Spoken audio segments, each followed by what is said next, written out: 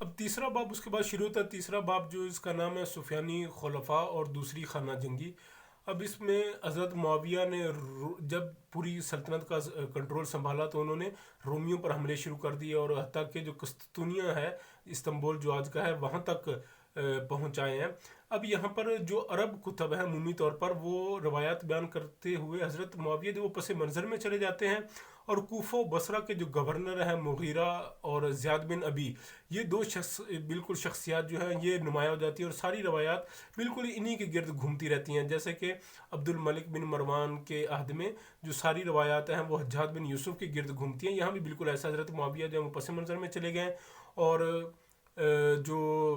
یہ دو گورنرز ہیں مغیرہ بن شعبہ اور زیاد بن ابی، یہ بالکل روایات کے محور ہیں۔ یہاں پر یہ بات ہمیں قابل ذکر مصنف نے ایک نقطہ بیان کیا، وہ یہ ہے کہ مغیرہ، زیاد، حجاج بن یوسف، مختار ثقفی، محمد بن قاسم، یہ سبھی کے سبھی جو ہیں یہ طائف کے قبیلہ کے لوگ ہیں، اور ان لوگوں کی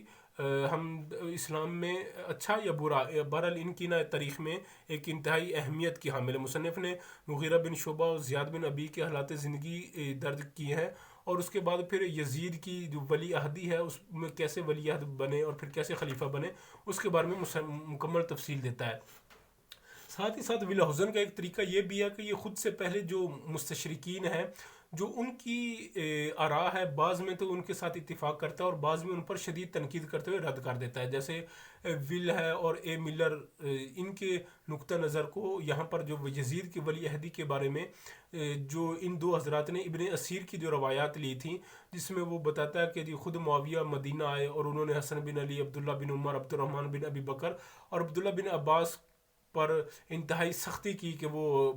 معاویہ جو وہ یزید ہے اس پر بیعت کریں یا کم از کم خاموش رہیں۔ تو مصنف کہتا ہے کہ ولہوزن جو اس کتاب کا مصنف ہے، دا عرب کنگڈم اینڈ اٹس فال کا، وہ کہتا ہے کہ جو ول اور اے ملر نے ان روایات کو ترجیح دیا، یہ انتہائی غلط کیا، اور یہ جو پورا قصہ ہے کہ معاویہ جو ہے وہ خود مدینہ آئے اور اتنی فوج کے ساتھ اور دباؤ ڈالنے کی کوشش کی اور پھر بھی وہ کامیاب نہ ہو پائے، تو یہ کہتا ہے یہ ایک من گھڑت قصہ ہے، اس کا حقیقت کے ساتھ کوئی تعلق نہیں۔ مصنف نے اس میں کافی دلائل دی ہیں۔ اب ایک جگہ پر میں پڑھ دیتا ہوں اس کا پورے کا پورا جو دلیل دیا ہے اس کی ایک مکمل تفصیل بیان کرنے کے بعد وہ کہتا ہے کہ سو ہم ان روایات سے بحیثیت مجموعی بس اس قدر تسلیم کر سکتے ہیں کہ حضرت معاویہ اپنے ذہن میں قابل ذکر وقت تک ایک منصوبہ رکھتے تھے اور اختتام حیات پر اسے پایہ تکمیل کو پہنچانے کے لیے کوشاں ہو گئے، لیکن یہ تمام تر تگ و دو ان اشخاص کی حد تک لا حاصل رہی جن کی تسلیم و اطاعت ہی سب سے زیادہ ضروری خیال کی گئی، کیونکہ اسلامی نظریات کی روح سے خلافت سے متعلق انہی کے دعوے قابل غور تھے۔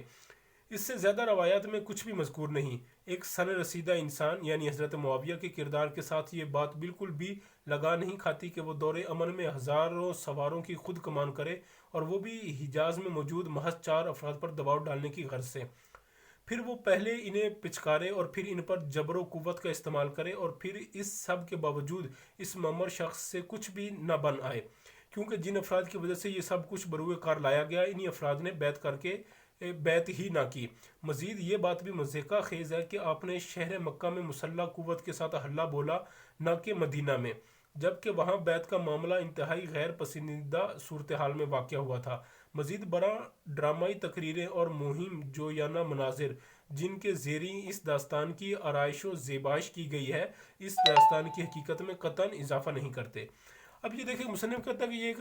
بالکل من گھڑت حضرت رسول اللہ کے ایک بزرگ صحابی پر ایک بہتان باندھنے کی کوشش کی گئی ہے، اور اگر انہوں نے ایسا کیا بھی ہے تو پھر اس میں وہ اتنی طاقت کے باوجود پھر وہ کامیاب کیوں نہیں ہو سکے۔ تو اب اس کے بعد مصنف جو ہے وہ خلافت یزید بن معاویہ کے بارے میں بات کرتا ہے، جو کہ 60 ہجری میں اس کو حکومت ملی۔ اب تبری یہاں بھی جو ہے وہ ابو محنف کی روایات کے خلاصے کو درج کر دیتا ہے۔ پھر مصنف جو ابی الحزن وہ واقعہ کربلا کے حوالے سے کوئی تفصیل نہیں دیتا، محض 10 سطروں میں، وہ بھی کوئی خاص بیان نہیں کرتا، بس ان کی انتہائی سرسری انداز سے گزر جاتا ہے۔ البتہ یہ ضرور ہے کہ عبداللہ بن زبیر کا بیان کرتا ہے کہ جن کے مشورے پر حضرت حسین مکہ سے کربلا آئے تھے، اور جنہوں نے شہادت حسین کے بعد بنو امیہ کے خلاف اس کو خوب استعمال کیا۔ مورخ طبری یہاں پر ابو محنف کے ساتھ زہری کی اسناد کو بھی جو ہے وہ ذکر کرتا ہے۔ پھر اس کے بعد جو یزید کے آخری دور میں جو مدینہ پر چڑھائی کی گئی اس کے بارے میں جو تفاصیل ہمیں عرب کتب میں دی ہیں، مصنف اس کو بھی شک کی نظر سے دیکھتا ہے اور کہتا ہے کہ یہ بھی لا اصل ہے، اور مثال کے طور پر جو اس میں قتل و غارت کی گئی اور جو اتنا ظلم دکھایا گیا ہے عرب روایات میں، مصنف کہتا ہے یہ من گھڑت ہے۔ اور پھر یہ باب جو ہے، یہ جو تیسرا باب ہے، یہ ابن زبیر کے قتل پر کی شہادت پر، ان کے قتل پر ختم ہوتا ہے، کہ جن کو حجاج بن یوسف نے مکہ میں خانہ کعبہ میں 72 ہجری سن عیسوی کے اعتبار سے 692 میں قتل کر دیا تھا۔ اور ان کے بارے میں جو تاریخ مختلف کتب میں دی گئی، مصنف نے اس میں ذکر کیا، اور پھر ان کو جو ان میں تطبیق کرنے کے بعد اس جو تاریخ ہے جو قتل کی، اس کو ترجیح دی ہے۔ اب اس کے بعد چوتھا باب شروع ہوتا ہے۔ چوتھا باب جو ہے وہ اولین مروانی خلفاء کے بارے میں ہے۔ ابن زبیر کے خلاف ایک طویل جنگ کے بعد بھی جو بنو امیہ ہے ان کے لیے حالات کوئی بہت زیادہ اچھے نہ تھے،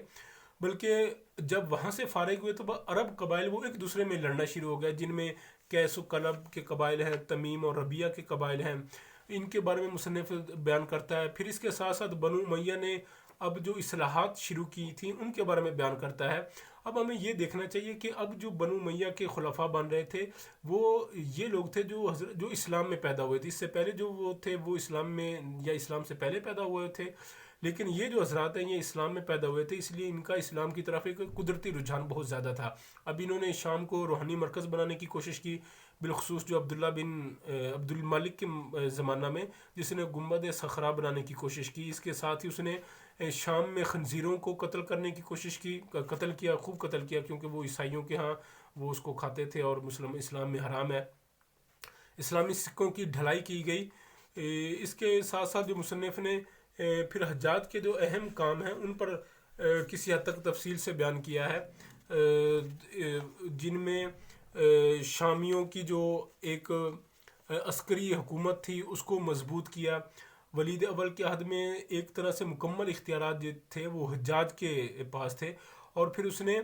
کیسے ان اختیارات کو استعمال کیا اس بارے میں مصنف ایک خاصا ڈیٹیل میں بتاتا ہے، اور اس قدر بتاتا ہے کہ جو خلیفہ ہے وہ بھی حجاج کا ہر مشورہ مانتا تھا، اور حجاج کے کہنے پر ہی اس نے عمر بن عبدالعزیز کو حجاز کی جو گورنری ہے اس سے برطرف کر دیا تھا۔ اس بارے میں وہ تفصیل سے دیتا ہے، پھر بتاتا ہے کہ حجاج جو ہے اس نے جو اصلاحات کی ہیں، جیسے زراعت کے حوالے سے زراعت کو بڑھایا گیا،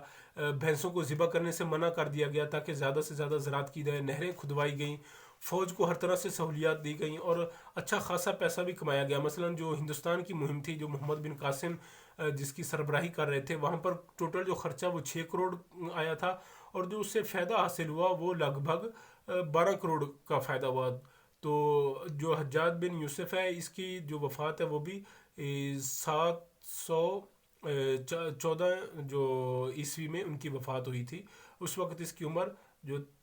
53 یا 54 کے لگ بھگ تھی۔ مصنف نے اس میں ڈیٹیل میں بات کی ہے، اب اس میں آپ دیکھیں گے، اور اس میں بیان کرنے کے بعد وہ یہ بھی کہتا ہے کہ حجاج کی تعریف بھی کرتا ہے کہ حجاج جب گورنر بن کر آیا تھا کوفہ میں تو ہر طرف سے بد امنی تھی، اور کوفہ ہے یہ ہر حکومتوں کے لیے ایک سرد درد بنا ہوا تھا سر کے لیے۔ تو حجاج بن یوسف نے ان کا قلع کما کر دیا، اور 20 سال تک اس نے ایک امن کا ڈنکا بجا دیا،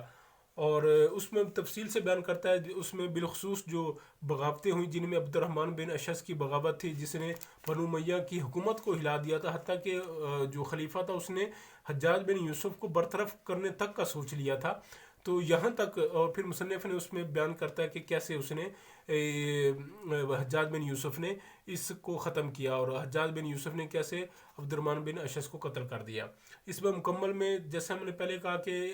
اس عہد میں آ کر جو ساری اسلامی کتب ہیں اس کی جو روایات کا محور ہے وہ عراق کا گورنر زیاد بن ابی اور حجاج بن یوسف ہیں، یہی دو کے گرد گھومتی ہیں۔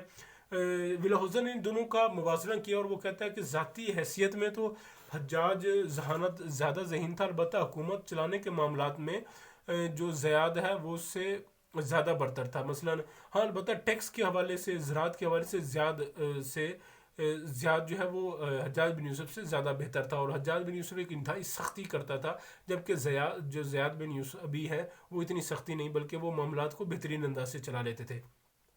پھر اسی باب میں مصنف نے خلافت سلیمان بن عبد الملک کا اختصار سے بیان کیا جو کہ فروری 715 میں تخت نشین ہوئے۔ اسی خلیفہ کے حکم پر جب یہ خلیفہ بنے تو انہوں نے آل حجاج اور ان کے جتنے بھی گورنر تھے ان پر سختی کا حکم دیا، جن میں محمد بن قاسم کو شہید کر دیا گیا، موسیٰ بن نصیر جو ہیں ان کو، اور جو فاتح اندلس ہیں ان کو بھی انتہائی برے طریقے سے شہید کیا گیا۔ اس پر میں مکمل تفصیل دیتا ہے۔ پھر اس کے بعد حضرت عمر بن عبد العزیز اور جو موالی ہیں ان کے بارے میں بیان کرتا ہے۔ مصنف نے ابتدا جو اس باب کی کرتے ہوئے حضرت جو عمر بن عبد العزیز ہیں ان کے حوالے سے آپ کی جو ابتدائی زندگی تھی اس کا ایک مختصر سا خاکہ دیا ہے خلیفہ بننے سے پہلے، اور یہ بتایا کہ جب آپ خلیفہ بنے تو آپ نے اندرونی معاملات پر زیادہ توجہ دی اور جتنی بھی جو جاری جنگیں تھیں ان کو روک دیا، جو ادھر جنگ چل رہی تھی بازنٹائن میں یا جو دوسرے مقامات پر بھی جنگیں تھیں ان کو روک دیا، کیونکہ حضرت عمر بن عبد العزیز کا یہ کہنا تھا کہ یہ جو جنگیں ہیں یہ اسلام کی خاطر نہیں بلکہ یہ مال غنیمت کے لیے ہو رہی ہیں، اس لیے آپ نے روک دیا اور کوشش کی کہ لوگوں کو اسلام کی اصلاحات، اسلام پھیلایا جائے۔ اسی لیے آپ نے جو ہے وہ اچھی شہرت رکھنے والے امام شافعی ہیں، حسن بصری ہیں، ان لوگوں کو حکومتی عہدے دیے۔ یہاں پر ایک بات کرتے ہوئے ولہوزن جو ہے یہ خود سے پہلے کے جو مستشرقین ہیں جیسے الفرنارڈ ہے یا جو دوسرے ہیں جن لوگوں نے حضرت عمر بن عبد العزیز کو بنو امیہ کی خلافت کے سقوط کی وجہ قرار دیا ہے، ختم ہونے کی وجہ قرار دیا ہے، ولہوزن نے ان پر شدید تنقید کی اور کہا ہے کہ ایسی کوئی بات نہیں۔ اس کے ساتھ ہی اس باب کا جو اختتام ہے وہ حضرت جو عمر بن عبد العزیز ہیں انہوں نے جو مالی اصلاحات کی تھی ان کے حوالے سے مصنف نے اس میں ایک خاصا بیان کیا۔ حضرت عمر بن عبد العزیز جو ہیں وہ 39 برس کی عمر میں 10 فروری 726 عیسوی میں وفات ہوئے۔ ان کی خلافت جو ہے وہ محض 2.5 سال کی تھی۔ عمومی طور پر یہ کہا جاتا ہے کہ بنو امیہ کے لوگ تھے جنہوں نے ان کو زہر دی، البتہ مصنف جو ہے یہ اس روایات کو